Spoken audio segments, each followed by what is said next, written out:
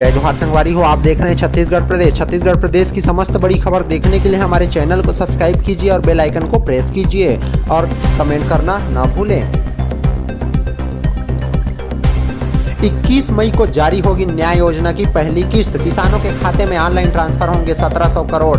हर जिले में आयोजक, विधायक, सांसद रहेंगे चीफ गेस्ट। दिवंगत पूर्व प्रधानमंत्री राजीव गांधी की पुण्यतिथि पर छत्तीसगढ़ सरकार राजीव गांधी किसान योजना से इस साल की पहली किस्त देने जा रही है। 21 मई को मुख्यमंत्री भूपेश बघेल साल 2021-22 के लिए 1700 करोड़ रुपए का भुगतान जारी करेंगे। मुख्य आयोजन वर्चुअल होगा और भुगतान सीधे किसानों के खाते में पहुंचेगा।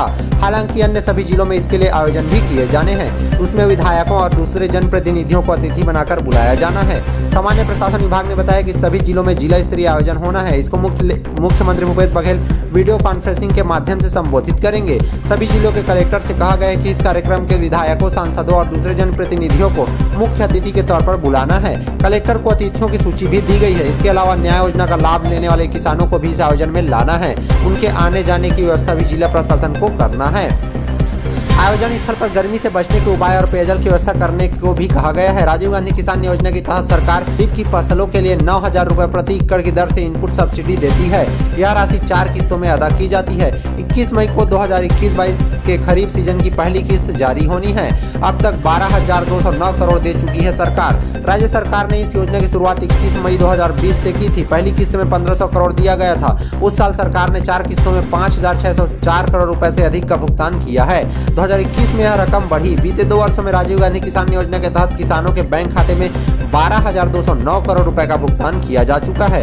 पहली बार सिर्फ धान उत्पादक, अब 14 फसलें। पहली बार जब यह योजना लागू हुई तो लाभार्थियों में केवल धान और गन्ना उत्पादक किसान थे। चयन का आधार पिछले सीजन में सरकारी केंद्रों पर बिक्री का रिकॉर्ड था। बाद में इसमें खरीफ की सभी प्रमुख फसलों को शामिल किया गया।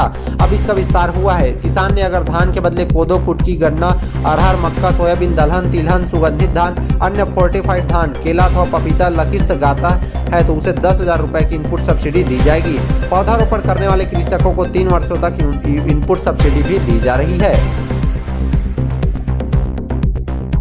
पर सीएम भूपेश बघेल का बड़ा बयान सामने आ रहा है। देश को बिजली चाहिए तो कोयले की जरूरत तो पड़ेगी, लेकिन इसके नियमों का उल्लंघन नहीं होना चाहिए।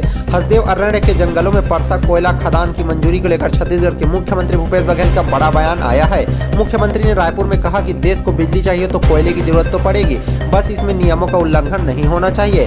परसा कोयला खदान के लिए बिना अनुमति पेड़ों की कटाई से जुड़े एक सवाल पर मुख्यमंत्री भूपेश बघेल ने कहा, कोयला वही है जहाँ पहाड़ और जंगल है। जंगलों को बचाने के लिए नीतियां बनी है, वन विभाग उसे देखता है, उसके लिए वन अधिनियम है, पर्यावरण कानून है।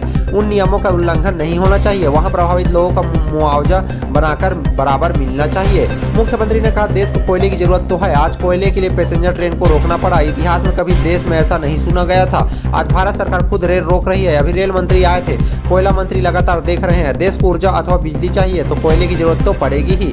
कोयला वहीं से मिलेगा जहाँ कोयले की खदान है, लेकिन इसके लिए जो नियम है उसका पालन होना चाहिए, उसमें कोताही नहीं होनी चाहिए। मुख्यमंत्री भूपेश बघेल भेंट मुलाकात कार्यक्रम के तहत सुकमा जिले के कोंटा रवाना होने से पहले पुलिस लाइन हेलीपैड पर पत्रकारों से बात किए थे। दिवालिया होगा तो देश होगा, कोई राज्य नहीं। मुख्यमंत्री भूपेश बघेल ने नेता प्रतिपक्ष धर्मलाल कौशिक के बयान पर भी तीखी प्रतिक्रिया दी है। मुख्यमंत्री ने कहा, उस दिन धर्मलाल कौशिक जी ने तो बोल दिया कि छत्तीसगढ़ की स्थिति श्रीलंका जैसी होगी। भारत सरकार की तुलना में तो छत्तीसगढ़ की अर्थव्यवस्था बहुत बढ़िया है। केंद्र सरकार हमारा सहयोग नहीं कर रही है, इसके बाद भी बढ़िया है। अगर दिवालिया होगा तो देश दिवालिया होगा, जैसे श्रीलंका हुआ है। श्रीलंका का कोई राज्य दिवालिया नहीं हुआ, पूरा देश दिवालिया हुआ है। उस दिशा में जाने से बचना है तो दरिद्र नारायण की सेवा करनी होगी। अगली कैबिनेट में पारित हो जाएगा पैसा नियम। मुख्यमंत्री भूपेश बघेल ने कहा, भाजपा के शुरू से ही आदिवासियों को दबाया है, उनका हक छीना है। उनकी नीतियों की वजह से हजारों परिवारों को बस्तर से पलायन करना पड़ा था।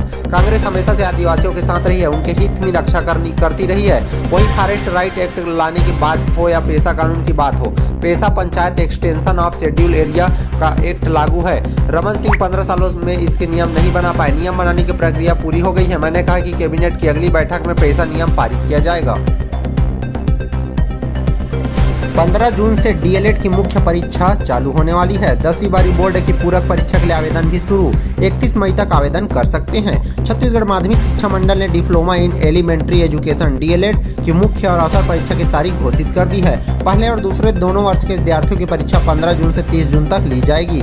परीक्षा उनके निर्धारित केंद्रों पर सुबह 8 बजे से 11:30 बजे तक होनी है। इसी बीच छत्तीसगढ़ माध्यमिक शिक्षा मंडल ने हाई स्कूल और हायर सेकेंडरी यानी 10वीं और 12वीं की पूरक एवं अवसर परीक्षा के आवेदन खोल दिए हैं। पूरक अथवा अवसर परीक्षा के लिए 31 मई तक ऑनलाइन आवेदन करना होगा। विलंब शुल्क 550 रुपए के साथ आवेदन की तिथि 7 जून 2022 तक निर्धारित की गई है। अफसरों को कहना है कि परीक्षार्थी मंडल की ओर से तय किए गए अग्रेसर संस्था के माध्यम से ऑनलाइन परीक्षा आवेदन पत्र भर सकते हैं। छत्तीसगढ़ माध्यमिक शिक्षा मंडल ने 14 मई को 10वीं 12वीं की परीक्षा का परिणाम जारी किया था। 12वीं में 79.30% परीक्षार्थी पास हुए हैं, तो वहीं 10वीं में लगभग 74% परीक्षार्थी पास हुए थे।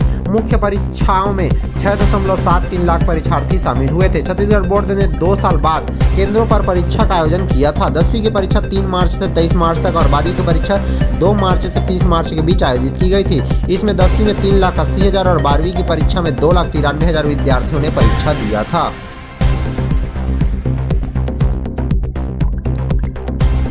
KBC में आई महिला अधिकारी का रिश्वत मांगने का वीडियो। बोली कुछ छुड़वा दीजिए, बहुत लोगों को मैनेज करना पड़ता है, इस कारण हमें दिक्कत होती है। छत्तीसगढ़ के मुंगेली जिले के डिप्टी कलेक्टर और पूर्व में जनपद CO की जिम्मेदारी संभाल चुकी अनुराधा अग्रवाल का एक वीडियो सामने आया है। वीडियो में वह एक जनप्रतिनिधि से राशन कार्ड बनवाने के नाम पर रिश्वत मांगते नजर आ रही है। कह रही है कि कुछ छुड़वा दीजिएगा, हमें बहुत लोगों को मैनेज करना पड़ता है, इस वजह से हमें दिक्कत होती है। अनुराधा अग्रवाल KBC की हॉट सीट पर नजर आ चुकी है। इसके बाद से वह काफी सुर्खियों में रही।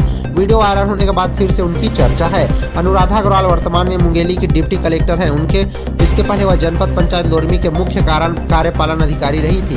ये वीडियो उसी समय का बताया जा रहा है। आरोप है कि उन्होंने राशन कार्ड बनवाने के बदले पैसों की मांग की है। फिलहाल वो 22 अप्रैल से मातृत्व अवकाश पर चल रही हैं।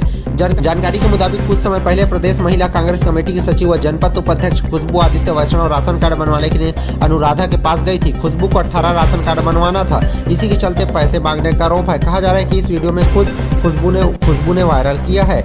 ये सुनकर मुझे आश्चर्य है। वायरल वीडियो में अनुराधा कह रही कि काम तो हो जाएगा, मगर इसके लिए कुछ छुड़वा दीजिए। जिस पर महिला उपाध्यक्ष ने कहा कि राशन कार्ड के नाम पर कुछ लगता है, यह मैं पहली बार सुन रही हूँ। यह सुनकर अनुराधा कहती कि आप पहली बार सुन रही हैं, यह सुनकर मुझे आश्चर्य हो रहा है। वीडियो में अनुराधा कह रही कि विधायक जी तो कुछ लेते नहीं, पर उनके कार्यकर्ताओं का कुछ आ गया या सागर भैया का कुछ आ गया तो करना पड़ता है।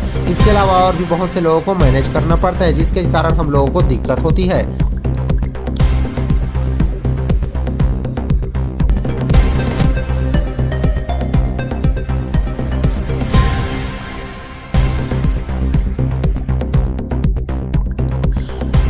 रायपुर में 23 थानों के प्रभारी बदले गए हैं। रायपुर में 27 निरीक्षकों का तबादला, राजधानी के प्रमुख थानों में भी फेरबदल हुई है। रायपुर SSP प्रशांत अग्रवाल ने थाना प्रभारियों का बड़ा तबादला किया है। जिले भर के 23 थानों के प्रभारी बदल दिए गए। कुल 27 निरीक्षकों के तबादले में 23 लोग पुलिस लाइन की प्रतीक्षा सूची से निकालकर थाना और विभिन्न कार्यालयों में भेजा गया है। राजधानी के तेलीबांधा थाने की प्रभारी रही सोनल ग्वाला को खमतराई का प्रभारी बनाया गया है। वहीं DD नगर थाना प्रभारी योगिता खापर्टे को विधानसभा थाने का प्रभारी बनाकर भेज दिया गया। विधानसभा थाने में तैनात रहे संजीव मिश्रा राजेंद्र नगर थाने में के प्रभारी होंगे। वहीं पुरानी बस्ती थाने के प्रभारी ब्रजेश तिवारी को खरोखा भेजा गया है।